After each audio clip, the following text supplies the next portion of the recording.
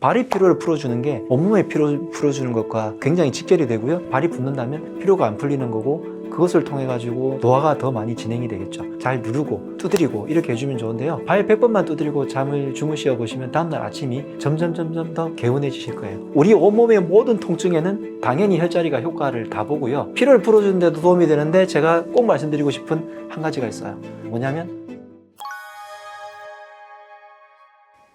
우리 몸의 피로가 전체가 어디에 몰리냐면 발에 다 몰려요. 사람은 서서 다니는 동물이기 때문에 혈액순환이 발 쪽에도 잘 혈액이 가지만 발에서 올라와야 혈액순환이 되는 거잖아요. 그러다 보니까 발 쪽에 자꾸 정체가 되기도 하고 발이 붓기도 하고, 그래서 내 몸의 피로도를 측정하거나 피로도가 풀리는 것을 측정을 할 때 발과 발목이 잘 풀리느냐, 발목이 자꾸 붓는다면, 발이 붓는다면 피로가 안 풀리는 거고, 그것을 통해 가지고 자꾸 노화가 더 많이 진행이 되겠죠. 그래서 발의 피로를 풀어주는 게 온몸의 피로를 풀어주는 것과 또 굉장히 직결이 되고요. 발의 혈액순환이 뇌의 혈액순환과 그러면 또 연관이 된다는 게 느껴지실 거고요. 그러다 보니 발을 연구하다 보니까 발 쪽에 있는 어떤 것들을 눌렀을 때 몸에서 반응이 일어나는 거예요. 마치 혈자리처럼. 그런 것을 발에 있는 것들은 혈자리라고 부르지 않고 반사구라고 보통 부르는데요. 발 안쪽에 있는 온폭 패인 부분 있잖아요. 그 부분들은 대체로 소화기 부분, 내장기들과 연결이 되고요. 발 바깥쪽에 테두리 부분, 새끼 발가락 바깥쪽에 있는 부분들은 척추의 건강과 조금 연결이 되고요. 왜냐하면 발을 걸을 때 뒤꿈치부터 해서 발 바깥쪽으로 한 다음에 앞쪽으로 이렇게 중심을 지나서 엄지발가락으로 차줘야 되는데, 바깥 부분을 잘 이용하지 않고 터벅터벅 걷거나 하시는 분들은 척추가 망가지거든요. 그래서 자연스럽게 척추랑 연결이 좀 되겠죠. 그 다음에 발의 앞쪽 부분, 발가락의 아래쪽 면 부분, 앞꿈치라고 하는 그 부분들이 안 좋게 되면 목어깨 부분이 좀 안 좋은 부분들이 많고요.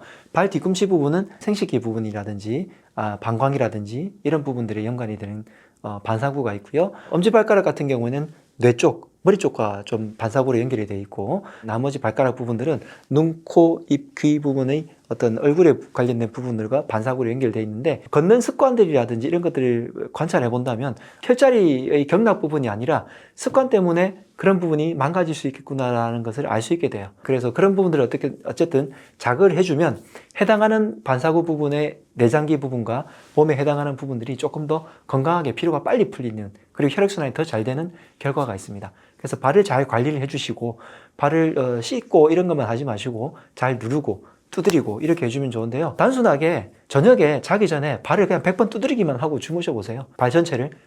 이 정도가 아니라 쾅 두드려도 그렇게 아프지 않고요. 시원합니다. 발 100번만 두드리고 잠을 주무시어 보시면 다음날 아침이 점점 더 개운해지실 거예요. 그것만 해주셔도 충분하다고 생각합니다. 좀 더 전문적으로 알고 싶으신 분들은 강남호준 채널을 보시면 많이 나와 있습니다.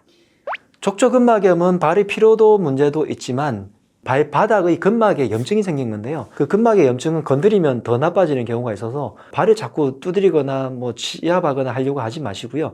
발을 따뜻하게 해서 족욕 같은 것만 해가지고 풀어만 주시고 피로만 풀어주세요. 그리고 부드러운 자극으로 해주시고, 혹은 파스라든지 패치라든지 이런 것들을 붙여서 순환시켜 주는 건 좋고요. 뒤쪽에 있는 아킬레스건까지 이런 근막들이 연결되어 있기 때문에 오히려 종아리를 마사지 해주는 것이 훨씬 더 효과가 있고, 그 다음에 종아리 스트레칭을 해주는 것이 효과가 있고요.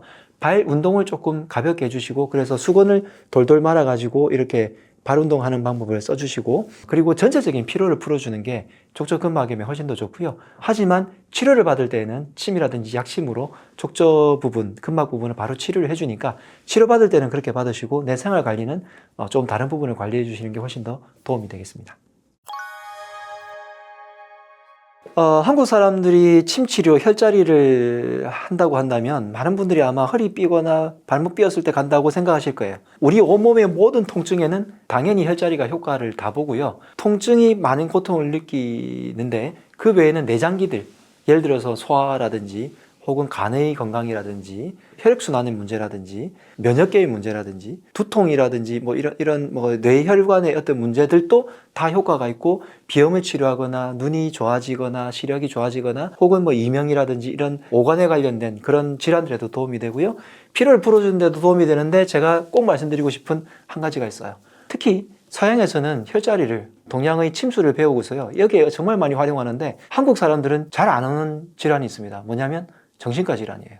재밌게도 정신과 질환에도 공황장애, 불안증, 그리고 초조긴장 불안이라든지 자율신경 실조증에 한의원에 치료받으러 오시는 분들이 은근히 많은데요. 이런 분들께도 한약도 중요하지만 혈자리가 굉장히 큰 작용을 하고, 서양에서는 한약을 모르기 때문에 한약을 아직 쓸 생각은 못하고 있지만 혈자리로 도움을 굉장히 많이 주고 있습니다. 그리고 실제적으로 신경정신과 질환에 공인된 치료법 중에 혈자리를 활용하는 게 있고요. 그래서 그런 질환에서도 도움을 받을 수 있으니까 혈자리 꼭 익혀보시고 여러분들이 도움을 많이 받으시면 좋겠습니다.